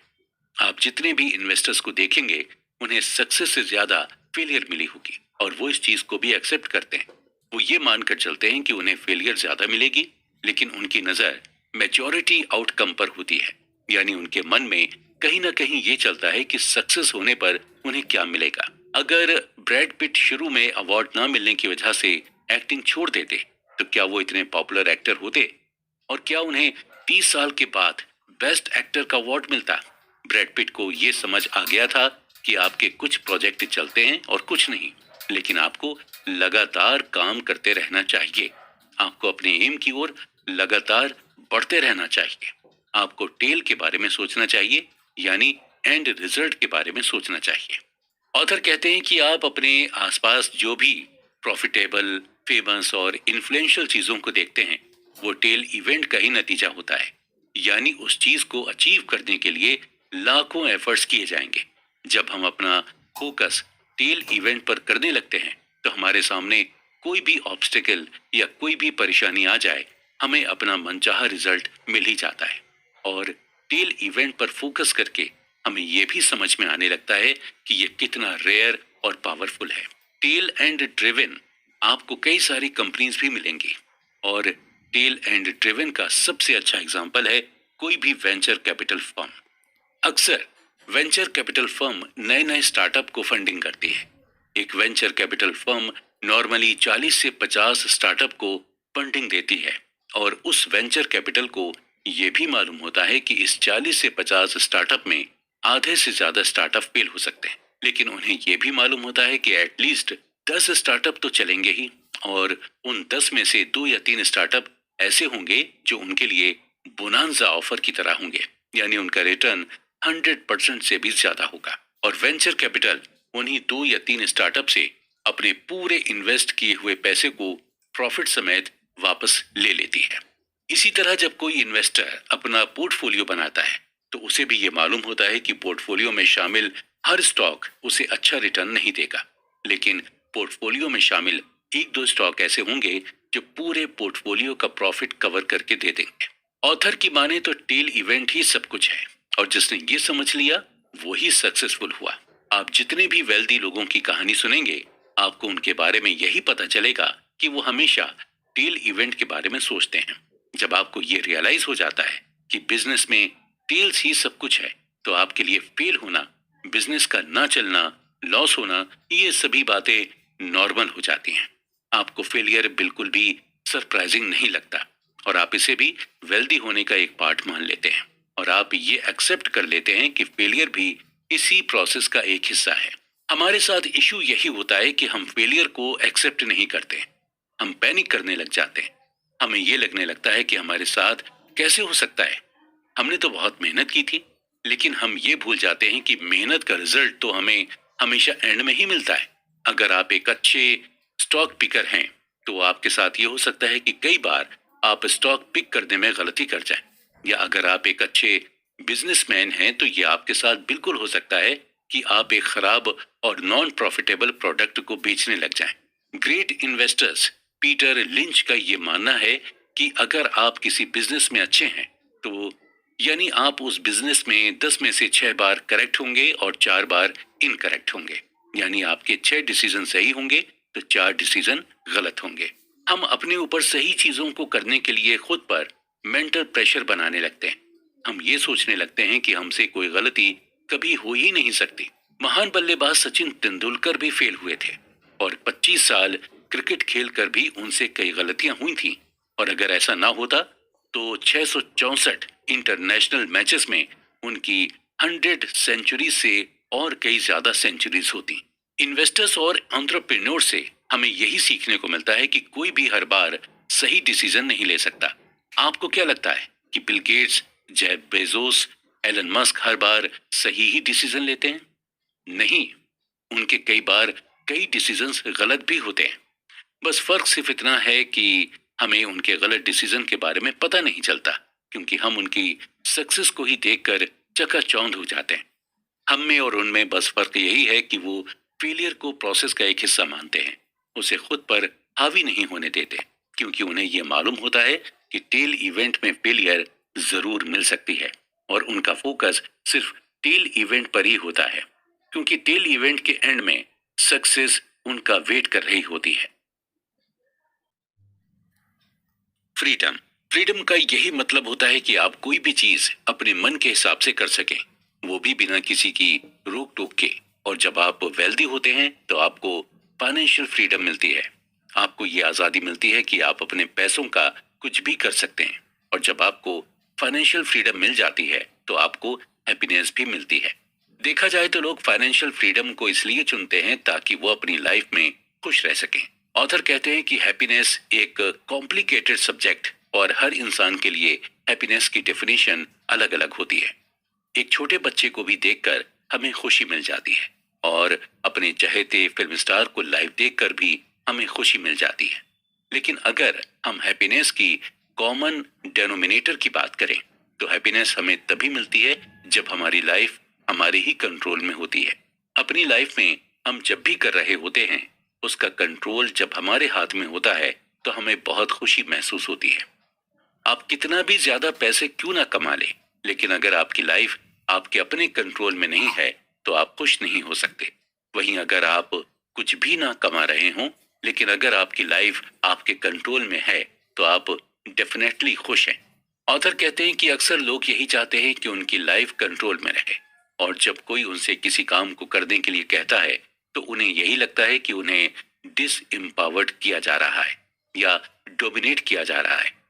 उन्हें यह लगता है कि सामने वाला अपनी चॉइस उन पर थोप रहा है, जबकि इंसान के पास खुद ये चॉइस रहती है कि वो दूसरे की चॉइस को हाँ कहे या फिर ना कहे या फिर सिंपली वही करे जैसा उनसे कहा जाए। जब हम चॉइसेस के इस खेल में फंस जाते हैं तो हमें ये रियलाइज होने लगता है कि फ्रीडम होना कितना जरूरी है, स्पेशली फाइनेंशियल फ्रीडम, क्योंकि ये आपको चॉइस देती है कि आप अपने टाइम और अपने पैसे से कुछ भी कर सकते हैं। सक्सेसफुल एंटरप्रेन्योर डेरेक साइवर्स से जब उनके एक फ्रेंड ने यह पूछा कि वो इतने रिच कैसे हुए तो इसके जवाब में वो अपनी कहानी सुनाते हुए कहते हैं कि अपना स्टार्टअप शुरू करने से पहले वो जॉब करते थे और उस जॉब में उन्हें $1800 की सैलरी मिलती थी और वो हर महीने अपनी सैलरी में से कुछ न कुछ सेव करते थे। 2 साल के अंदर उन्होंने $12,000 सेव कर लिए थे। जॉब करने के दौरान उनकी एज 22 साल थी, यानी 22 साल की एज में उन्होंने $12,000 सेव कर लिए थे। $12,000 सेव करने के बाद डेरेक ने अपनी जॉब से रिजाइन कर दिया और जॉब छोड़कर वो एक फुल टाइम म्यूजिशियन बन गए थे। डेरेक को हर महीने म्यूजिक का कोई ना कोई असाइनमेंट मिलने लगा था और असाइनमेंट से मिलने वाले पैसे से वो अपना खर्च चलाते थे। ओवरऑल डेरेक को अब पूरी तरह से फ्रीडम मिल गई थी।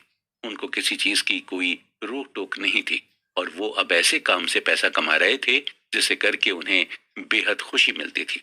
डेरेक के दोस्त ने आगे की कहानी पूछी कि फाइनली डेरेक तुम अमीर कब बने।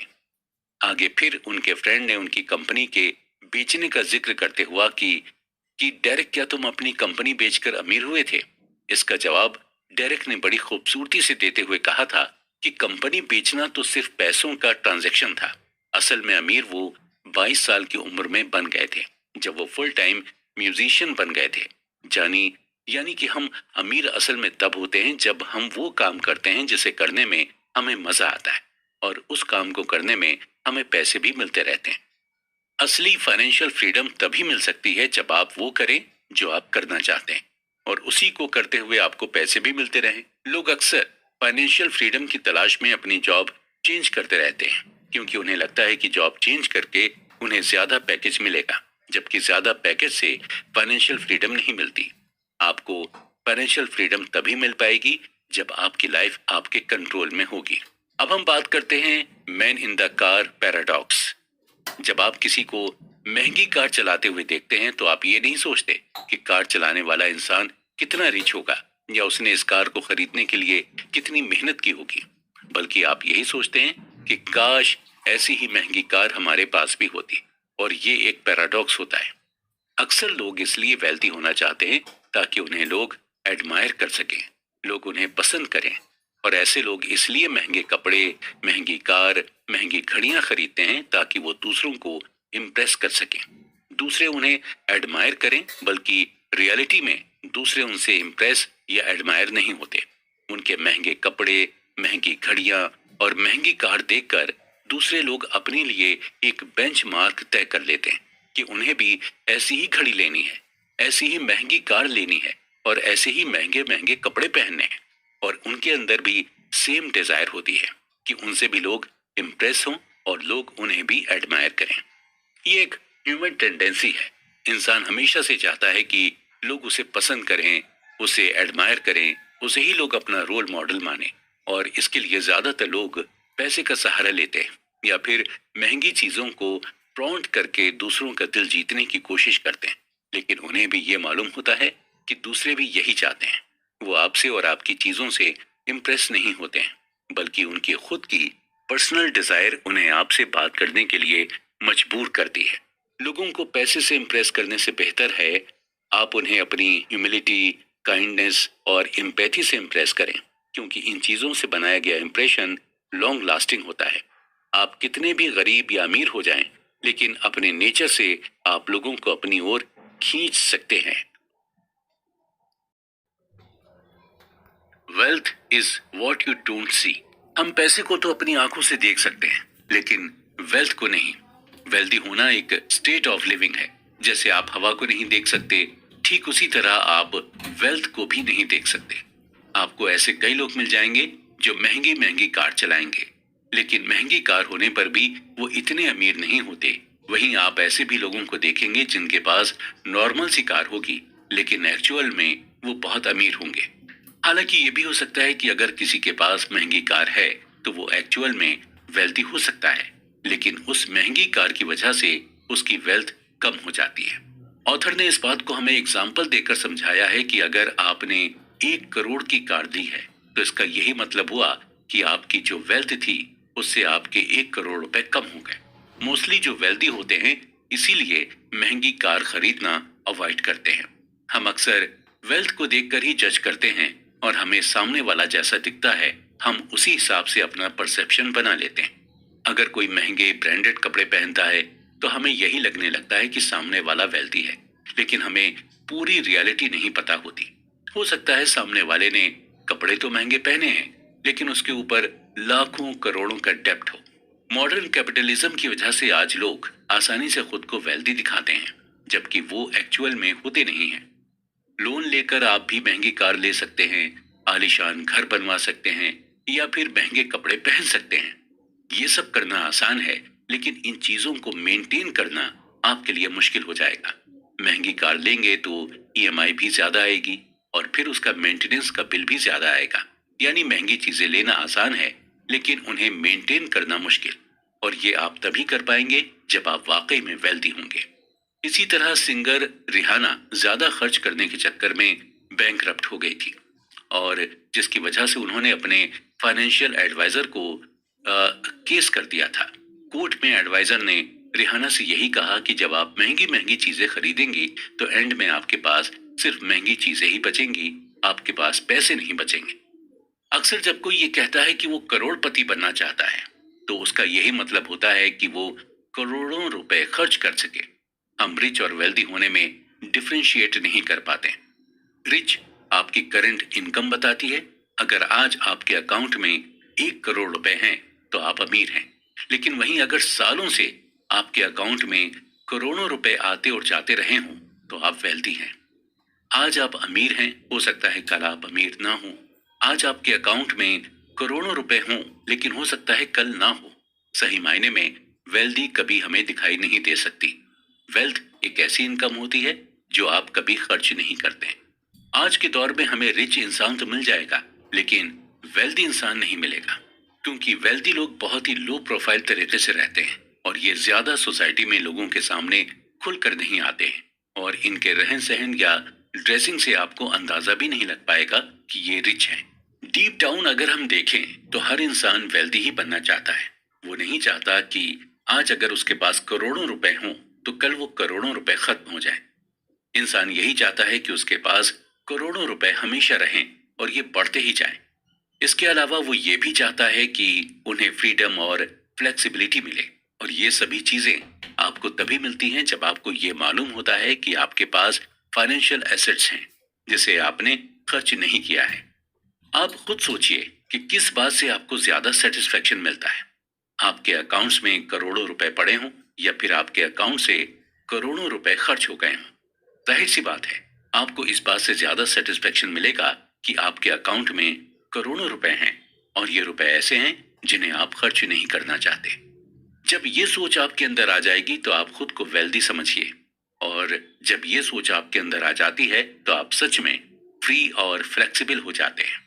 हम इंसान आगे बढ़ने के लिए हमेशा एक रोल मॉडल की तलाश करते रहते हैं, और ऐसा करके ही हम आगे बढ़ भी सकते हैं। अगर आप एक अच्छे ऑथर बनना चाहते हैं तो पहले आपको अच्छे ऑथर को पढ़ना पड़ा होगा। आप अच्छे एक्टर बनना चाहते हैं तो आपको अच्छे एक्टर की मूवीज देखनी होंगी। उसी तरह आपको अगर वेल्दी बनना है तो आपको एक वेल्दी इंसान को रोल मॉडल बनाना होगा। लेकिन हम ये अंदाजा नहीं लगा पाते हैं कि कौन वेल्दी है कौन नहीं, और हम किसी को बिना देखे या बिना जाने रोल मॉडल नहीं बना पाते। जरूरी नहीं है कि जो देखने में रिच है वो वाकई में रिच हो सकता है वो उतना रिच नहीं हो जितना आप समझते हैं, और जो आपकी नजर में गरीब दिख रहा है हो सकता है वो वेल्दी हो। इसलिए किसी को क्विकली जज ना करें, स्पेशली किसी को उसकी हैसियत से तो बिल्कुल भी जज नहीं करें। Nothings free. अक्सर हम टीवी पर ऐड देखते हैं कि एक प्रोडक्ट खरीदने पर आपको दूसरा प्रोडक्ट बिल्कुल फ्री में मिलेगा, और आप जब ये प्रोडक्ट का ऐड देखते हैं तो आप फ्री के चक्कर में उस प्रोडक्ट को खरीद लेते हैं। लेकिन असल में मार्केट में कुछ भी फ्री नहीं मिलता। आप जिस प्रोडक्ट को फ्री समझते हैं उसका दाम आप कहीं ना कहीं पहले ही दे चुके होते हैं। ऑथर कहते हैं कि हमें कई चीजों की ऑब्वियस प्राइस तब तक नहीं पता होती जब तक हम उस चीज को खरीद नहीं लेते या उस चीज का एक्सपीरियंस नहीं ले लेते। एग्जाम्पल के तौर पर आपको एक मूवी पैसा वसूल तभी लगती है जब तक आप उसे देख नहीं लेते और जब तक आप उसका एक्सपीरियंस नहीं कर लेते। मूवी अगर अच्छी है तो पैसा वसूल, और अगर बुरी है तो पैसे वेस्ट। और दोनों ही एक्सपीरियंस को पाने के लिए सबसे पहले आपको मूवी का टिकट लेना पड़ता है।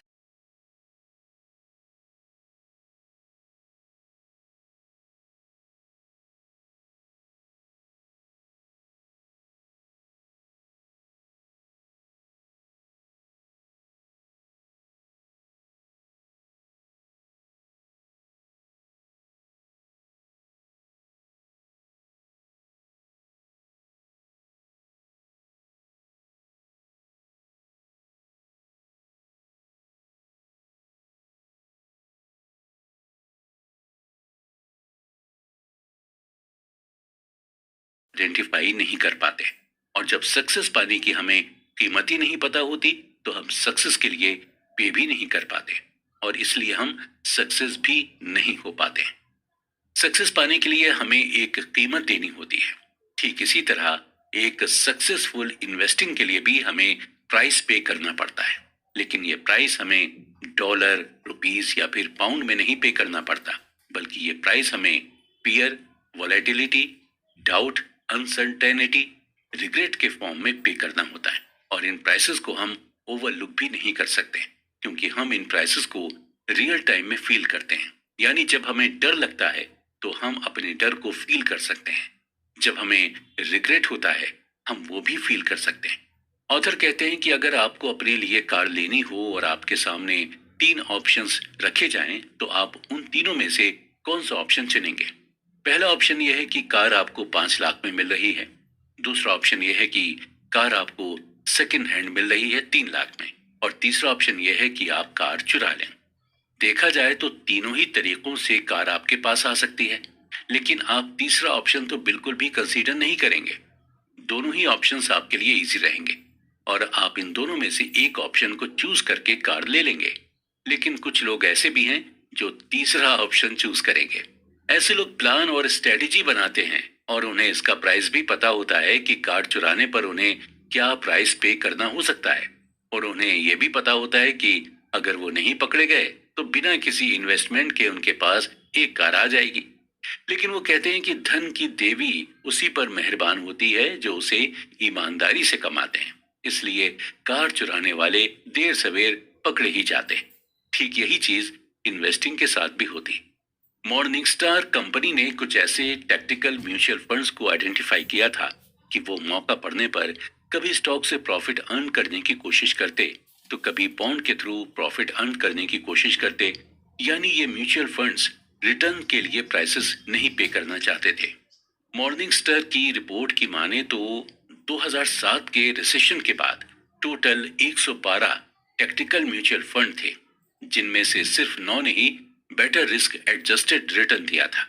बाकी म्यूचुअल फंड 60-40 स्टॉक फंड के बीच में ही फंसे रहे। अक्सर हमारे मन में यह सवाल आता है कि जो लोग बड़ी बड़ी कारें, बड़े बड़े घर खरीदने के लिए कोई भी प्राइस पे करने को तैयार रहते हैं, वो लोग जब इन्वेस्टिंग करते हैं तो इतना घबराते क्यों नहीं है, या इतना ज्यादा प्राइसेस पे करने को तैयार क्यों नहीं रहते हैं? इसका यही जवाब है कि इन्वेस्टिंग में आपको रिजल्ट्स फौरन नहीं मिलता है। आपको वेट करना होता है। आप इन्वेस्टिंग के प्राइस टैग को फौरन नहीं देख पाते, जबकि कार और घर लेना इन्वेस्टिंग के कंपैरिजन में लेस टाइम टेकिंग प्रोसीजर है। जब आपके पास यूटिलिटी बिल आता है तो आप खुश नहीं होते हैं। आपको बिल सजा की तरह लगने लगता है। आप हैवी मन से बिल भरते हैं, आपको ये फाइन की तरह लगता है। जनरली हम फीस देने से नहीं घबराते हैं, बल्कि हमें फाइन देने में परेशानी होती है। ठीक इसी तरह अगर हम मार्केट वॉलेटिलिटी को फाइन की तरह न लेकर फीस की तरह लेंगे, तो हमारे अंदर एक ऐसा माइंडसेट डेवलप हो जाएगा जहां पर हम इन्वेस्टमेंट में गेन करने लगेंगे। हमेशा ये ध्यान रखें कि मार्केट रिटर्न्स कभी भी फ्री नहीं होते हैं। जिस तरह बाकी प्रोडक्ट्स के लिए आप पे करते हैं, ठीक उसी तरह आपको इसके लिए भी पे करना होगा। हालांकि आपको इसके लिए फोर्स नहीं किया जा सकता है, लेकिन आपको मिलेगा वही जितना आप इसके लिए पे करेंगे। आप फ्री में यूज करना चाहेंगे तो आपको बिल्कुल भी कुछ नहीं मिलेगा। आपकी हालत उस चोर की तरह होगी जिसने कार को पाने के लिए उसे चुरा लिया था। इन्वेस्ट करने की फीस को फाइन की तरह मत लीजिए। अगर आप उसे फाइन की तरह लेंगे तो आप इन्वेस्टिंग को एंजॉय नहीं कर पाएंगे। हमेशा ये ध्यान रखिए कि धन की देवी उसी से खुश होती हैं जो उस धन को कमाने के लिए प्राइस पे कर सके। अगर आप भी वेल्दी बनना चाहते हैं तो आपको उसके लिए प्राइस तो पे करना होगा, और उस प्राइस को आप वेल्दी बनने की फीस समझकर दीजिएगा। Reasonable, rational, surprise. हम इंसान एक ऐसे क्रिएचर हैं जो इमोशनल होकर भी सोचते हैं और जो प्रैक्टिकल या रैशनल होकर भी सोचता है। फाइनेंशियल डिसीजन लेते वक्त हमें बहुत ज्यादा रैशनल होकर नहीं सोचना होता है, बल्कि हमें रीजनेबल होकर सोचना पड़ता है। हमें अपना फाइनेंशियल डिसीजन लेने का रीजन ढूंढना पड़ता था। किसी चीज के लिए रीजनेबल होना ज्यादा रियलिस्टिक होता है, और बात जब पैसे की होती है तो हमें रियलिस्टिक होना पड़ता है। रीजनेबल और रैशनल को डीपली समझने के लिए हम एक ऐसे जूलियस वैगनर का एग्जाम्पल लेते हैं। जूलियस वैगनर 19th सेंचुरी के साइकेट्रिस्ट थे जिन्होंने मलेरिया से सिफिलिस जैसी बीमारी का इलाज किया था, और इनके अंदर 2 स्किल्स थी। पहली ये कि ये चीजों के पैटर्न को बहुत अच्छी तरह से समझ जाते थे, और दूसरी ये कि जो लोगों की नजर में पागलपन होता था वो पागलपन उन्हें बहादुरी लगती थी। और इन दोनों ही स्किल्स को जूलियस वैगनर ने न्यूरोसिफिलिस पेशेंट पर आजमाया था। जूलियस ने यह पैटर्न नोटिस किया कि जब सिफिलिस पेशेंट को फीवर होता है तो वो जल्दी रिकवर करने लग जाता है। जूलियस वैगनर ने यह अज्यूम किया कि फीवर इन्फेक्शन से फाइट करने में बॉडी की हेल्प होती है और ये चीज डॉक्टर समझ नहीं पा रहे थे। जूलियस एक लॉजिकल कंक्लूजन पर पहुंचे और वो टाइफाइड, मलेरिया और स्मॉल पॉक्स के लो एंड स्ट्रेन वायरस को सिफिलिस के पेशेंट में इंजेक्ट करने लगे। ये एक एक्सपेरिमेंट था, काफी डेंजरस, और इस एक्सपेरिमेंट से कई पेशेंट्स की जान भी चली गई। फाइनली जूलियस वैगनर ने मलेरिया का वीक वर्जन सिफिलिस के पेशेंट को इंजेक्ट करना शुरू कर दिया, जिसकी वजह से लोगों को फीवर आने लगा और लोग सही भी होने लगे। जूलियस वैगनर ने फाइनली ये कंक्लूजन निकाला कि हर 10 में से 6 सिफिलिस पेशेंट्स को मलेरिया के बुखार से ठीक किया जा सकता है और इस ट्रीटमेंट को मलेरिया थेरेपी नाम दिया गया। जूलियस वैगनर को इस रिसर्च के लिए 1927 में मेडिसिन की फील्ड में नोबेल प्राइज मिला। हालांकि बाद में मलेरिया थेरेपी को पेनिसिलिन से रिप्लेस कर दिया गया था, लेकिन जूलियस वैगनर दुनिया के ऐसे पहले डॉक्टर बने जिन्होंने ये बताया कि फीवर से हम इन्फेक्शन से फाइट कर सकते हैं। लोग फीवर को बुरी तरह से लेते हैं और उसे ट्रीट करने के लिए अलग अलग दवाइयों का इस्तेमाल करते हैं। लोग फीवर को इसलिए बुरा मानते हैं क्योंकि फीवर में हमें पेन होता है, हमारी बॉडी को तकलीफ होती है। जब फीवर होता है तो हम रिजनेबल नहीं हो पाते, हम रैशनल होते हैं। हम बस यही सोचते हैं कि जल्दी से डॉक्टर हमें मेडिसिन दे और हम ठीक हो जाएं। हम ये नहीं सोचते कि चलो अच्छा है हमें फीवर हुआ है, इससे हमारी बॉडी इन्फेक्शन से फाइट कर देगी। हम ऐसा नहीं सोचते हैं क्योंकि हम फीवर से हर्ट होते हैं। ठीक इसी तरह जब हम फाइनेंशियल डिसीजन लेते हैं तो इसी तरह सोचते हैं। हम रिजनेबल नहीं, रैशनल होकर सोचते हैं क्योंकि हमें डर लगता है कि कहीं हमारा पैसा डूब ना जाए, कहीं हमें भारी नुकसान ना हो जाए। ऑथर कहते हैं कि देखा जाए तो एक इंसान ना तो रैशनल और ना ही इरैशनल है। हम ज्यादा हार्डली थिंक करते हैं, हम ज्यादा अपनी थिंकिंग पर सवाल भी नहीं करते। हैरी मार्कोविट्ज को रिस्क और रिटर्न के बीच मैथमेटिकल ट्रेड ऑफ के लिए नोबेल प्राइज मिला था। जब मार्कोविट्ज से पूछा गया कि उन्होंने किस तरह से अपने पैसे को इन्वेस्ट किया तो इसके जवाब में उन्होंने यही बताया कि उन्होंने अपने पोर्टफोलियो को बॉन्ड और इक्विटी में 50-50 स्प्लिट किया था ताकि कभी फ्यूचर में अपने इन्वेस्टमेंट को लेकर उन्हें रिग्रेट ना हो। और कभी जरूरत पड़ने पर मार्कोविट्ज इस स्ट्रेटेजी को चेंज भी कर लेते थे, कभी 60% बॉन्ड तो कभी 40% इक्विटी। मार्कोविट्ज ना तो ज्यादा रैशनल थे और ना ही इरैशनल, बल्कि वो रीजनेबल थे।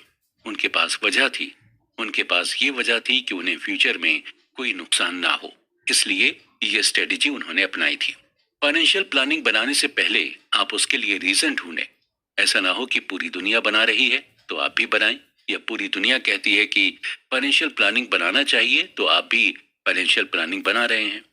आप ये खुद डिसाइड करें कि फाइनेंशियल प्लानिंग के लिए आपका क्या रीजन है। आगे हम बात करेंगे हिस्ट्री की। हिस्ट्री मोस्टली सरप्राइजिंग इवेंट की स्टडी होती है, लेकिन जो इन्वेस्टर्स होते हैं वो हिस्ट्री के बेसिस पर ही फ्यूचर का अजम्पशन या एनालाइज करते हैं। इन्वेस्टर्स जब मार्केट की हिस्ट्री को देखते हैं तो उससे ये रफ आइडिया लगा लेते हैं कि फ्यूचर में वो क्या क्या आइडियाज को यूज कर सकते हैं, लेकिन अक्सर इन्वेस्टर्स हिस्ट्री का यूज करके अपना और दूसरों का नुकसान करा देते हैं। इन्वेस्टिंग हिस्ट्री पर इन्वेस्टर को डिपेंड नहीं रहना चाहिए। इन्वेस्टिंग हिस्ट्री पर डिपेंड होकर इन्वेस्टर्स दो गलतियां कर देते हैं। पहली ये कि आप आउटलेयर्स इवेंट को मिस कर सकते हैं जिसकी वजह से मार्केट में मूवमेंट होता रहता है। ऑथर बताते हैं कि हर डेकेड, हर सेंचुरी अलग अलग होती है और हर डेकेड में अलग अलग टाइप्स के लोग होते हैं। 19th सेंचुरी की ग्लोबल इकोनॉमी अलग थी और 20th सेंचुरी की ग्लोबल इकोनॉमी बिल्कुल अलग है। 19th सेंचुरी में 2 वर्ल्ड वॉर हुए और स्टॉक मार्केट का ग्रेट डिप्रेशन भी आया, लेकिन अभी अगर हम 20th सेंचुरी की बात करें तो इतने मेजर इवेंट्स नहीं हुए जिसे हम इन्वेस्टिंग हिस्ट्री में इंक्लूड कर सकें। अगर आप इन्वेस्टर हैं तो आपको ये समझना होगा कि हर इवेंट अलग अलग होती है और अलग अलग तरह से मार्केट को इफेक्ट करती हैं। अगर 19 रूम फॉर एरर्स। दोस्तों, हम इंसान भी अजीब होते हैं। कल हमारे साथ क्या होगा हम इस चीज की बिल्कुल भी प्रिडिक्शन नहीं कर सकते। लेकिन प्लान हम आने वाले कई सालों के लिए बना लेते हैं। हम इस चीज को बेवकूफी कह सकते हैं या फिर हम इसे हमारी ऑप्टिमिस्टिक थिंकिंग कह सकते हैं। कब हमारे साथ क्या हो जाए हमें कुछ भी पता नहीं होता, यानी हमारी लाइफ अनएक्सपेक्टेड होती है। ठीक इसी तरह जब हम फाइनेंशियल बिहेवियर की बात करते हैं तो फाइनेंशियल बिहेवियर का बेस्ट एग्जाम्पल हमें ऐसी जगह से देखने को मिलता है जहां से किसी को एक्सपेक्टेशन ही नहीं होती है। लास वेगास के कैसीनोज स्मार्ट फाइनेंशियल बिहेवियर का शानदार एग्जाम्पल है। जी हाँ, कैसीनोज में आपके ऐसे कई ब्लैक जैक कार्ड प्लेयर मिल जाएंगे जो आपको ये सिखा सकते हैं कि अपने पैसे को कैसे मैनेज करें, और ये आपको रूम ऑफ एरर की इंपॉर्टेंस क्या होती है ये भी आप ब्लैक जैक कार्ड प्लेयर से सीख पाएंगे। ब्लैक जैक कार्ड काउंटिंग का फंडामेंटल सिंपल है। किसी को इस बात की सर्टेनिटी नहीं होती है कि कार्ड डीलर अगला कौन सा कार्ड ड्रॉ करेगा, लेकिन जो ब्लैक जैक कार्ड प्लेयर होते हैं वो इस तरह से अज्यूम करते हैं कि कौन कौन सा कार्ड डीलर पहले ही ड्रॉ कर चुका है, और इस अजम्पशन पर ब्लैक जैक कार्ड प्लेयर ये बता देते हैं कि अगला कार्ड कौन सा होगा।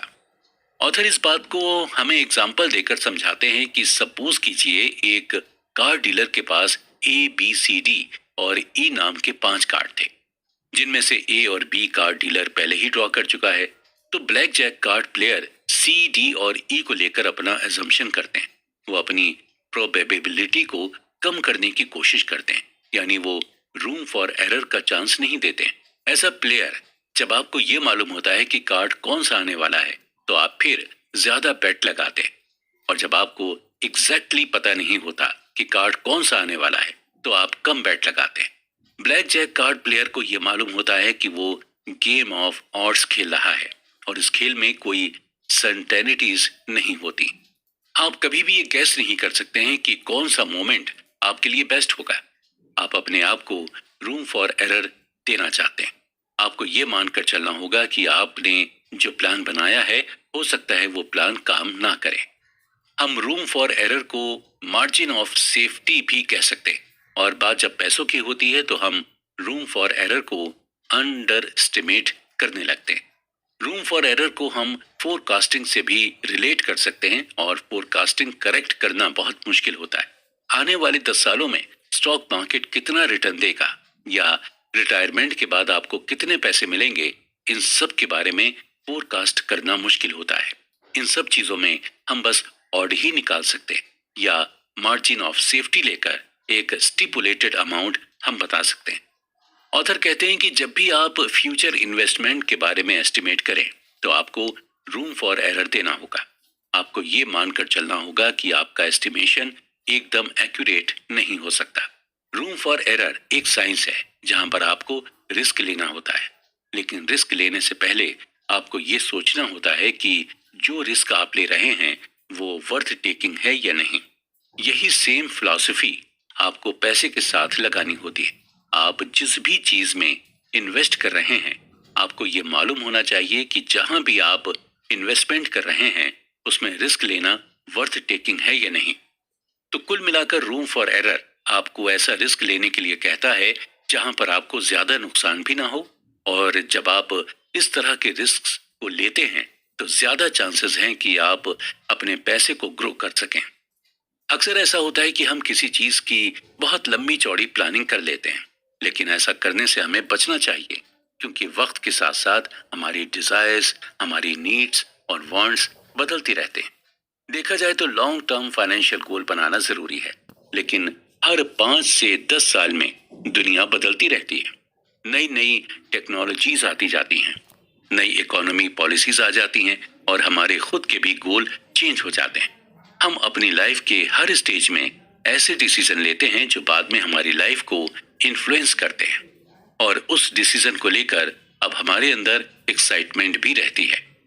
ऑथर एग्जाम्पल देकर बताते हैं कि कई लोग जब टीनेज में थे तो अपने शौक के लिए वो टैटू बनवा लेते थे, और जब वो बड़े हुए तो उन्हें अपने इसी डिसीजन पर रिग्रेट होता है। आपकी फीलिंग, आपके इमोशंस सब वक्त के साथ बदलते रहते हैं, लेकिन आप जब भी फाइनेंशियल प्लानिंग बनाएं तो आपको 2 चीजें अपने मन में हमेशा रखनी होंगी। पहली चीज ये कि फाइनेंशियल प्लानिंग के एक्सट्रीम एंड के बारे में हमें नहीं सोचना है। आपको ये अज्यूम करके चलना है कि अगर आपकी लो इनकम भी रही तो भी आप खुश रहेंगे। और अगर आप बहुत ही ज्यादा फाइनेंशियल प्लानिंग के लिए मेहनत करेंगे तो हो सकता है आपको फाइनेंशियल प्लानिंग का एंड रिजल्ट ना मिले, तो आपको रिग्रेट हो। फाइनेंशियल प्लानिंग जब आपने बना ली तो आप हर साल उस प्लानिंग को रिव्यू करें, और अगर मॉडिफाई करने लायक चीजें हैं तो उसे मॉडिफाई भी जरूर करें।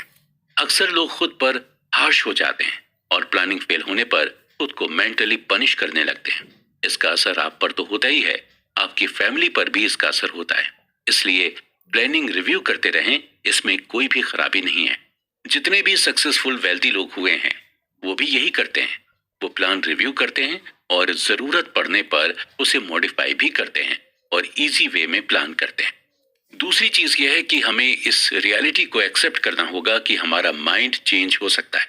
अक्सर उन एम्प्लॉय की लाइफ मेजरेबल होती है जो अपनी कंपनी से बहुत ज्यादा लॉयल रहते हैं, और ऐसा इसलिए होता है क्योंकि ऐसे लोग जब अडल्ट थे तभी से उन्होंने ये डिसाइड कर लिया था कि उन्हें किस फील्ड में काम करना है और किस कंपनी में काम करना है, और खुद की नजर में धोखेबाज या बेईमान साबित नहीं होना चाहते, भले ही वो मेंटली टॉर्चर हो जाए।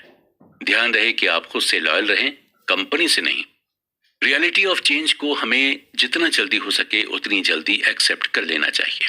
एग्जाम्पल के तौर पर अमेजोन जब शुरू हुआ था तब वो सिर्फ एक बुक स्टोर हुआ करता था। धीरे धीरे इसने खुद को चेंज किया, फिर ये ऑनलाइन ई कॉमर्स कंपनी बन गई और बुक्स के साथ साथ ये बाकी चीजें भी ऑनलाइन डिलीवर करने लगी, और उसके साथ कई सारे चेंजेस भी आए। अब अमेजोन का टारगेट है स्पेस। अगर अमेजोन खुद को बुक स्टोर तक ही लिमिटेड करके रखती तो शायद आज ये जिस मुकाम पर है उस मुकाम तक नहीं पहुंच पाती, और आज दुनिया के सबसे वैल्यूएबल कंपनीज में से एक नहीं बन पाती।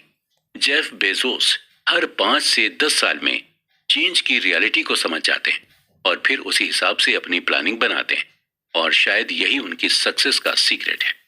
अगर आप खुद को कॉन्स्टेंट यानी बांध कर रखेंगे किसी प्लानिंग में तो आप बाकी किसी भी अपॉर्चुनिटी को एक्सप्लोर ही नहीं कर पाएंगे। आपको ये समझना होगा कि जैसे जैसे दुनिया बदल रही है वैसे ही वैसे आपको भी बदलना होगा। दुनिया के साथ कदम से कदम मिलाकर चलना होगा, क्योंकि इसी में है सक्सेस, और सक्सेसफुल वेल्दी लोग ऐसा ही करते हैं। You and me and the seduction of pessimism. लालच ह्यूमन नेचर का ही पार्ट है, और हम सबके अंदर कहीं ना कहीं किसी न किसी चीज के लिए लालच भरा होता है। वो लालच चाहे मेटेरियलिस्टिक चीजों के लिए हो या फिर इमोशनल चीजों के लिए हो। कई बार ऐसा होता है कि मार्केट में कुछ ऐसे प्रोडक्ट्स होते हैं जिनके रेट अचानक से बढ़ने लगते हैं, और हमें समझ में ही नहीं आता कि इन प्रोडक्ट्स का रेट क्यों बढ़ने लगा है। ज्यादातर लोगों को यही लगता है कि किसी प्रोडक्ट का रेट बढ़ने की वजह लालच होता है। अचानक से प्रोडक्ट के रेट बढ़ने को इकोनॉमी की लैंग्वेज में बबल कहते हैं। बबल के लिए पूरी तरह से लालच को ब्लेम करना सही नहीं है। जब भी किसी प्रोडक्ट के दाम मार्केट में बढ़ते हैं तो हम यही कहते हैं कि ट्रेडर्स लालची हो गया है, क्योंकि हम इसे सिर्फ अपने ही नजरिए से सोचते हैं। हमें एक्चुअल में ये पता ही नहीं होता कि इस बबल के पीछे की वजह क्या है। कोई भी एक्सपर्ट आपको ये नहीं बता पाएगा कि आखिर ये इकोनॉमिकल बबल होते क्यों हैं। ये ठीक उसी तरह है जब कोई आपसे पूछे कि आखिर ये वॉर क्यों होते हैं। आप कभी इसका रीजनेबल आंसर नहीं दे पाएंगे, क्योंकि वॉर करने के सबके अलग अलग रीजंस होते हैं। लेकिन हम एक रीजन इसके लिए कह सकते हैं, वो ये है कि कभी कभी इन्वेस्टर्स दूसरे इन्वेस्टर से कुछ ऐसी एडवाइस ले लेते हैं जो एक्चुअल में उनके लिए सही नहीं होती। यानी दूसरे इन्वेस्टर्स के इन्फ्लुएंस में आकर कई इन्वेस्टर्स ऐसे डिसीजन ले लेते हैं जिनकी वजह से पूरी मार्केट में असर देखने को मिलता है, और जिसकी वजह से इकोनॉमिकल बबल आ जाता है। एक नॉर्मल इंसान का विजन और एक इन्वेस्टर का विजन अलग अलग होता है। एक नॉर्मल इंसान की कोशिश यही रहती है कि वो अपने पैसे को लॉन्गर टर्म तक इन्वेस्ट करके रखे, जबकि इन्वेस्टर्स अपने इन्वेस्टमेंट को शॉर्ट टर्म तक के लिए रखते हैं। ऑथर हमें एग्जाम्पल देकर समझाते हुए कहते हैं कि जब .com बबल हुआ, यानी टेक्नोलॉजी बबल, तब 1999 में याहू के स्टॉक के लिए एक नॉर्मल इंसान पागल हुआ जा रहा था। उसे यही लग रहा था कि ये इन्वेस्टमेंट 30 साल बाद उन्हें $1 जिलियन का रिटर्न देगा। लेकिन इन्वेस्टर्स ने इन सब पर सिर्फ कम टाइम के लिए इन्वेस्ट किया था और ज्यादा अमाउंट इन्वेस्ट किया था। इन्वेस्टर्स को ये मालूम था कि इस स्टॉक में अभी मोमेंटम है, लेकिन ये मोमेंटम कभी भी शिफ्ट हो सकता है, इसलिए शॉर्ट टर्म में ज्यादा अमाउंट इन्वेस्ट करो। और जब कोई एक अच्छा ट्रेडर शॉर्ट टर्म इन्वेस्टमेंट करता है तो उसे देखकर कई दूसरे ट्रेडर्स भी इन्वेस्ट करने लगते हैं और कई ट्रेडर्स इंट्रा डे ट्रेडिंग भी करते हैं, जिससे कभी कभी इकोनॉमिकल बबल होने लगता है। 2000 में यही हुआ था। उस दौरान हाउसिंग बबल होने लगा था और घर के दाम महंगे होने लगे थे, क्योंकि उस दौरान कई इन्वेस्टर्स प्रॉपर्टी खरीद कर थोड़े दिन बाद बेचने लगे थे। जब भी किसी प्रोडक्ट के दाम बढ़ें तो हम इसके लिए इन्वेस्टर्स को ब्लेम कर सकते हैं। हम उन्हें इररेस्पॉन्सिबल कह सकते हैं या हम उन्हें स्पेकुलेटर्स कह सकते हैं।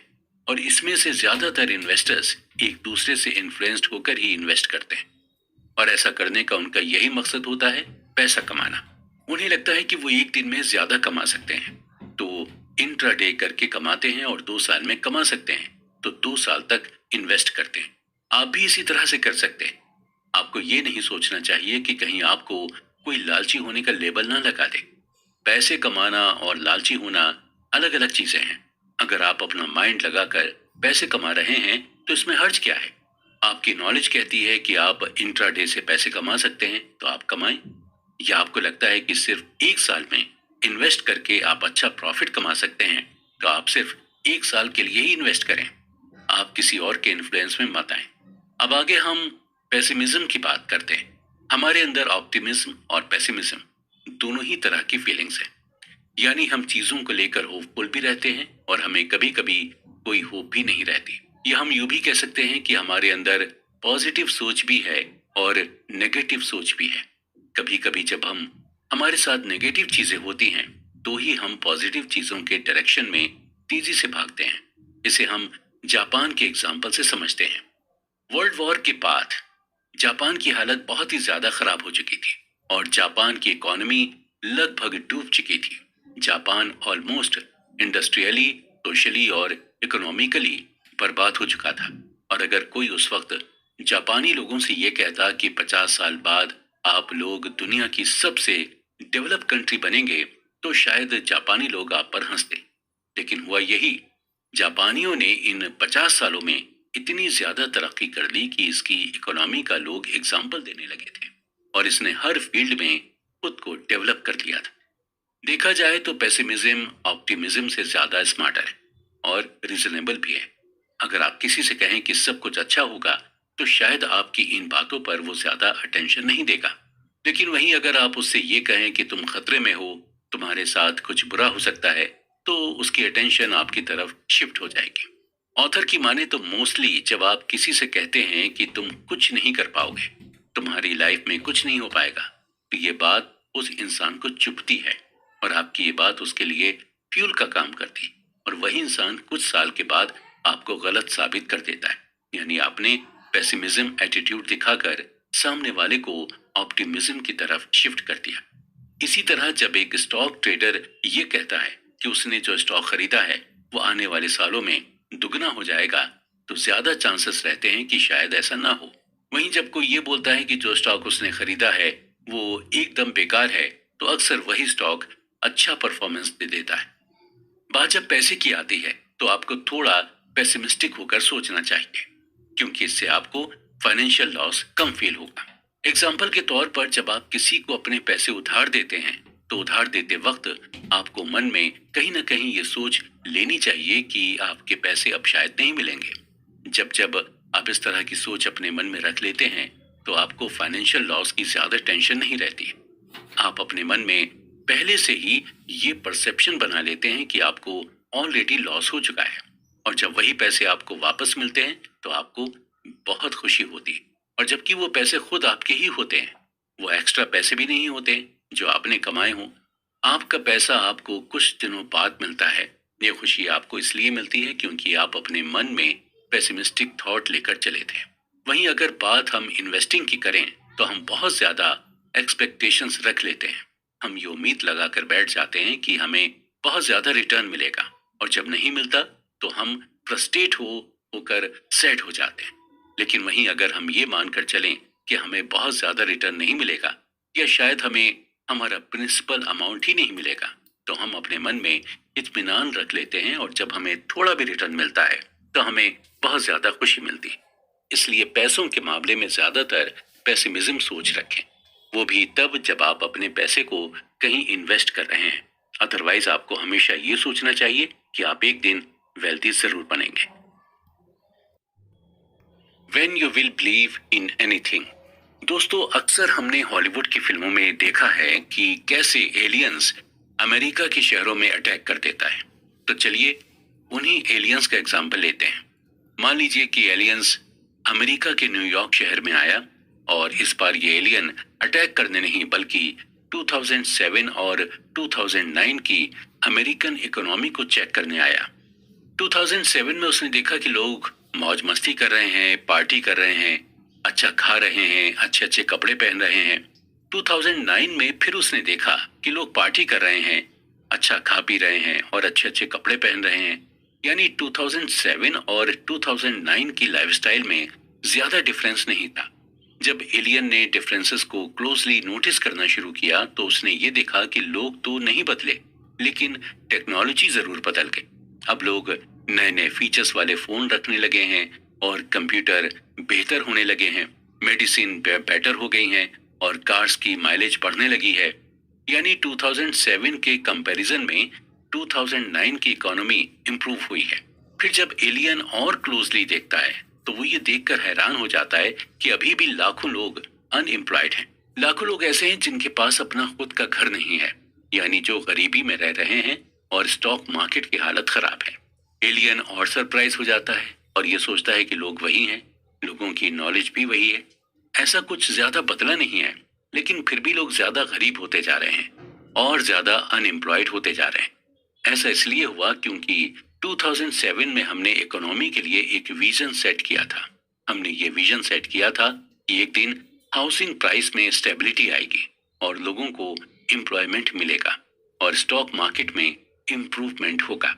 लेकिन 2009 तक उस विजन पर वर्क नहीं किया गया। हमने उस विजन पर या उस स्टोरी पर बिलीव करना छोड़ दिया था और इसी वजह से इतना डिफरेंस आया है और इतना बदलाव आया है।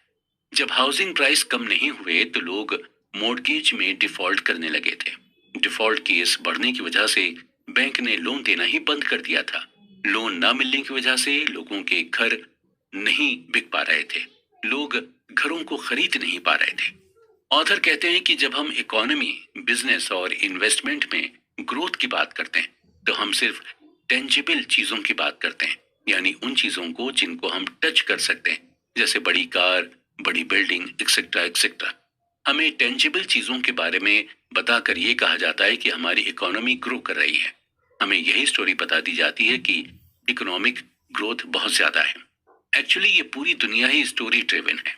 आप यहाँ पर कुछ भी बता दें, लोग यकीन कर लेते हैं, उससे कुछ नहीं करते हैं। गवर्नमेंट कह देती है कि हमने ये डेवलप किया, इकोनॉमी में ग्रोथ हुई एक्सेट्रा, लेकिन रियलिटी में स्टोरी अलग होती है। जब आप इस स्टोरी ड्रिवन वर्ल्ड में अपने पैसे को मैनेज करना चाहते हैं तो आपको दो बातें ध्यान में रखनी होंगी। पहली यह है कि जब आप किसी चीज को सच मानने लगते हैं तो आप उस सच के सच होने को, ऑड को ओवर एस्टिमेट करने लग जाते हैं, यानी आप उस सच को फिक्स्ड मान लेते हैं।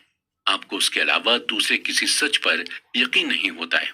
ऑथर इस बात को हमें एक एग्जाम्पल देकर समझाते हैं कि अगर आपके पास पैसे नहीं हैं और आपसे ये कहा जाए कि शहर के बाहर एक बाबा रहते हैं जो किसी भी बीमारी का इलाज कर लेते हैं, तो आप उस बाबा के पास जाते हैं और अपनी बीमारी का इलाज कराने लग जाते हैं। अगर आपके पास पैसा होता तो आप किसी बड़े हॉस्पिटल में जाकर अपना इलाज करा लेते हैं। यानी इससे ये प्रूफ होता है कि जब आपके पास पैसे नहीं होते और आप बीमार हो जाते हैं तो आप किसी भी बात को सच मान लेते हैं। दूसरी चीज यह है कि जब हमें दुनिया के बारे में इनकम्प्लीट व्यू मिलता है तो हम खुद से ही उस व्यू को कंप्लीट करने लग जाते हैं। हम खुद का नैरेटिव बनाकर उस गैप को फिल करने लग जाते हैं। अगर ऐसा होता है कि जब आप किसी को कोई बात बताते हैं तो वो इंसान जब किसी और को आपकी बात बताता है तो उसमें वो अपना नैरेटिव डाल देता है या एक दो चीजें अपनी तरफ से भी ऐड कर लेता है। इस बात को ऑथर हमें एग्जाम्पल देकर समझाते हैं कि जब हम छोटे थे और हमारी दादी नानी हमें भूतों की कहानियां सुनाती थी और उन कहानियों को जब हम अपने दोस्तों को सुनाया करते थे तो उसमें हम कुछ अपना भी इनपुट डाल देते थे ताकि हमारे दोस्तों को हमसे ज्यादा डर लगे। हम ह्यूमंस का माइंडसेट ही ऐसा होता है, जब हम किसी स्टोरी से सेटिस्फाई नहीं होते तो हमें इनकम्प्लीट सी लगती है, तो उसे कंप्लीट या इंटरेस्टिंग बनाने के लिए उसमें अपना नैरेटिव डाल देते हैं। ऐसा करके हमारे माइंड को सेटिस्फेक्शन मिलता है। हम सबको यही लगता है कि हम जो अपने आसपास देख रहे हैं वही सच है, लेकिन हमें ये नहीं पता होता कि अंदर की स्टोरी अलग है। हमें जो हायर अथॉरिटी बोल देती है हम वही मान लेते हैं। बात जब पैसे की हो तो आपको सबकी बात नहीं माननी होती, आपको खुद रियलिटी का पता लगाना होता है। आपको अपने इन्वेस्टमेंट की सच्चाई को जानना होता है, क्योंकि जब तक आप इस सच्चाई को नहीं जानेंगे तो आपको इस बड़ी सी मार्केट में कोई भी बेवकूफ बना सकता है।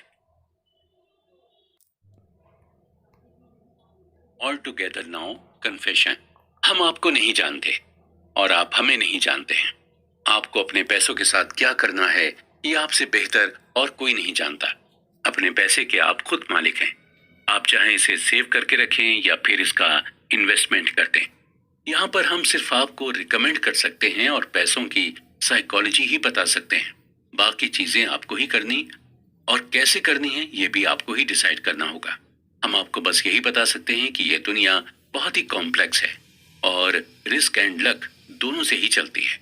आपको लक और रिस्क दोनों की ही ताकत को अच्छी तरह से समझना होगा कि कोई चीज आपको लक से मिल सकती है और कोई चीज आपको रिस्क से। आपको ये भी ध्यान रखना होगा कि जितना कम आपके अंदर ईगो होगा उतना ही आप पैसे को अपनी ओर अट्रैक्ट करते जाएंगे। पैसे की ये खासियत होती है कि ये उनके पास ही हमेशा टिका रहता है जो हम्बल होते हैं और जिनके अंदर ह्यूमिलिटी होती है। इसके साथ आपको भी ये ध्यान रखना होगा कि आपको अपने पैसे इस तरह से मैनेज कर दें कि आप रात में सुकून से सो सकें। आपको पैसे इस तरह से कमाने हैं कि आपको नींद अच्छी आए।